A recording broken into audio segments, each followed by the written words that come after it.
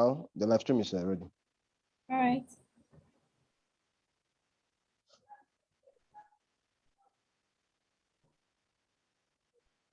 So good morning, everybody. I hope you can all see my screen.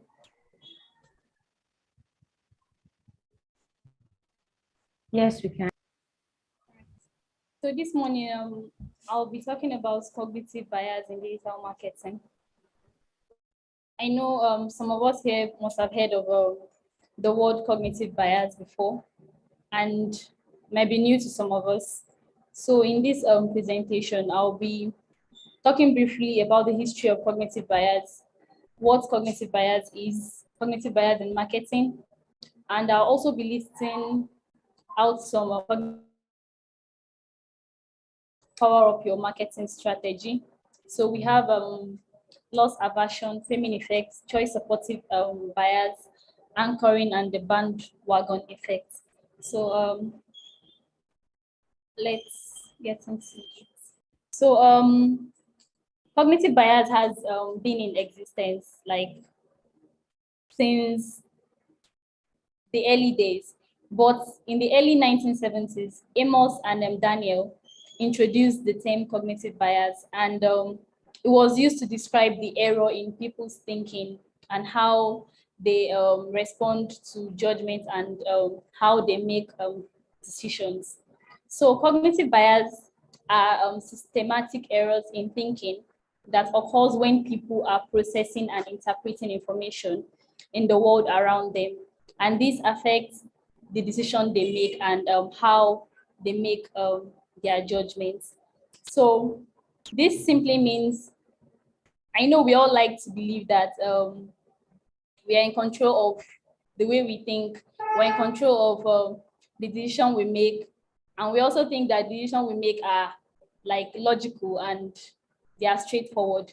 But I'm sorry to tell you, everybody, that that is our brain deluding us, because the brain is wired in a way that it creates shortcuts for us due to our past experiences and past decision and judgment that we've made. So the brain has created these shortcuts for us. So whenever we are faced with similar situations, similar things, there is this shortcut, these biases just come into play, and we just make these decisions based on the previous judgments and decisions we've made. So marketing executives and business owners are able to capitalize on these biases, this cognitive bias, as they affect nearly everyone. Almost everybody is affected by this bias, whether you believe it or not. So marketing activities nowadays are much more targeted and look to influence the potential customers, which are more likely to buy the product. So understanding cognitive bias has given marketers and business owners the opportunity to leverage these biases to enable them know what and why their customers, what influences their customers purchasing decisions. So this helps them improve their marketing strategy to suit these biases in their customers. Moving on. So the first bias I'll be talking about here is loss aversion. We all know that decision making is hard, from thinking of what food to eat to the decisions of life, maybe your career path, how many children you want to give birth to. Decision making is hard. So this loss aversion is based on the fear of loss. Everyone is fear of losing. So this bias is just simply a situation where an individual prefer to avoid loss than gaining equivalent amounts. When you're in a situation whereby it's either you lose or you gain, all individuals will prefer to hold on to what they have already and to gamble and lose or gain. So that is what this loss aversion is about. And if brand managers sorry, if a brand manages to create an image in the mind of the consumers that by not buying a particular product, they are likely to lose out on something, it can successfully manage to achieve higher sales of its products. When you create a sense of loss in your consumers, it pushes them to make their purchasing decision faster because they would not want to lose out on your great offer. They would not want to lose out on your great service. So as a marketer, you can, as a marketer or a business owner, you can present your product or service as something that could be lost if an action is not taken by the consumer. So you can include these buyers in your landing pages, your ad copy, word copy, and this can turn random browsers into customers. I know many of us here would have this experience whereby you're just browsing the internet and you have maybe an ad from Jumia coming.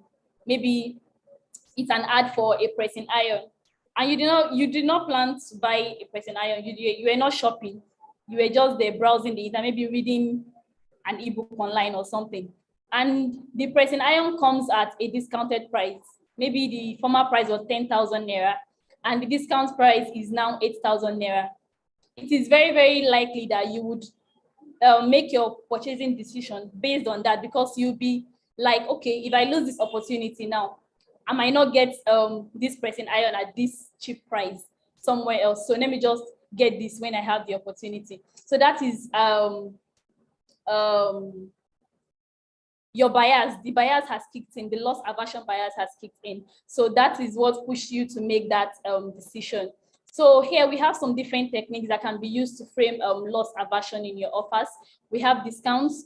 You can use discounts to create, to frame loss aversion, and this will push your consumers or customers to make their purchasing decision in your favor. So we have discounts. You can offer them coupons, offer them free trials and samples. Some people won't purchase or go for your service if they don't know what they are going to get from you. So with free trials and samples, you help them make that decision. So we have pre-order deals, referral programs, urgency, scarcity, social proof. So all these are ways by which you can frame loss aversion in your offers. I think this referral program is what the global tech marketing stuff that is going on. So all these are ways by which you can frame loss of aversion. So the next one is the framing effect. Framing effect is simply the way people's decisions are influenced depending on whether or not your product or service is presented in the positive or negative light. So it is said that if a shortcoming of a product is presented as a beneficial feature by making use of wordplay, it becomes more likely to be a success. So for example, you walk into a shopping mall and you want to purchase a yogurt. So on the pack of the first one you saw, it's written that it has 95%. It is 95% fat free, and the second one has 5% fat. It is very, very much likely that you go for the one with the 95% fat free, because that is the framing effect. The other one has 5% fat. So the products are the same. They both contain 5% fat, but the way the brand presented their products are different. One presented the product in a positive light, and the other presented the product in a negative light. So moving on. So the next one I'm talking about is the choice supportive bias. The choice supportive bias just has to do with our preferences. We all hold preferences that have little factual evidence to support them. For example, our football lovers, they would go extra miles just to support their football club, support their favorite player, whether or not they don't know how to play, whether or not they make wrong decisions at times. They would go extra miles to just support them. So that is what this choice choice supportive bias is about. In marketing, you should create a desirability factor in the mind of the consumer.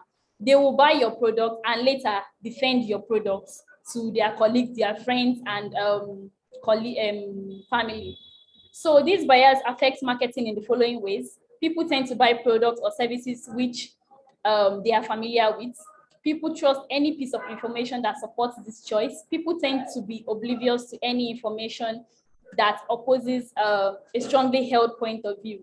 So in order to maintain loyalty and build a brand identity as a business owner or as a marketer, you have to focus on providing comfort, convenience, and satisfaction through your product or service. Once you can provide this to your consumers, they would purchase your product, they will purchase your service, and defend that service to anybody that is willing to listen to them.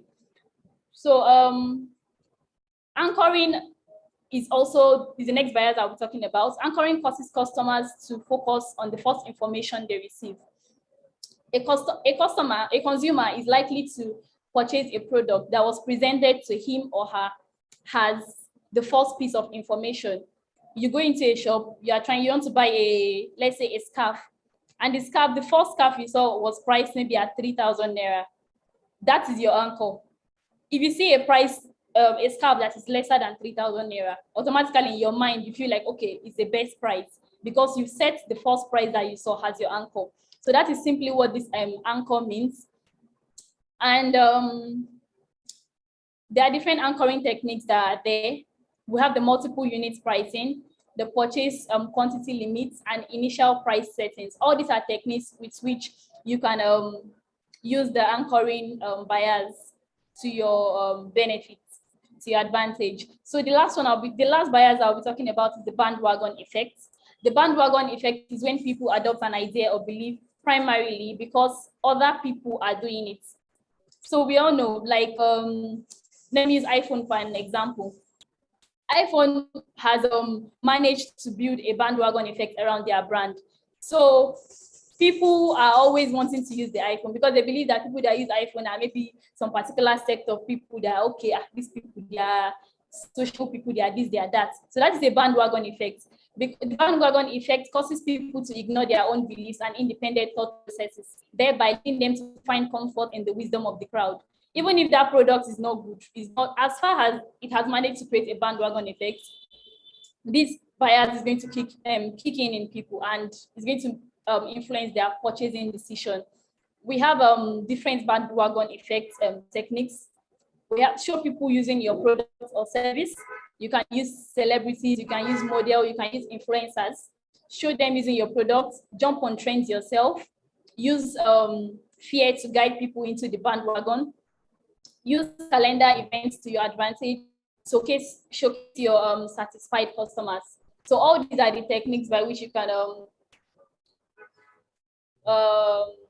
use the bandwagon effect. So cognitive bias, in conclusion, cognitive bias are present in nearly every customer in varying degree. So being aware of these bias and being able to work with them allows you to create a psychological framework that helps customers make the best decision. So using the tips mentioned in this presentation, you'd be able to take advantage of people's bias to make them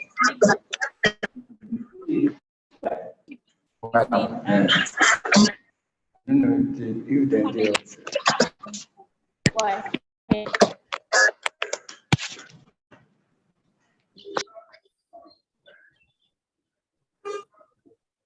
Am I still on?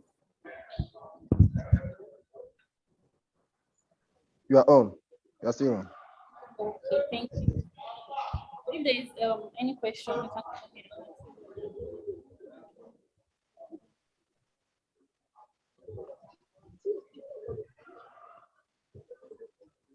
Okay. Thank you very much. In the absence of any question, you can stop sharing your screen.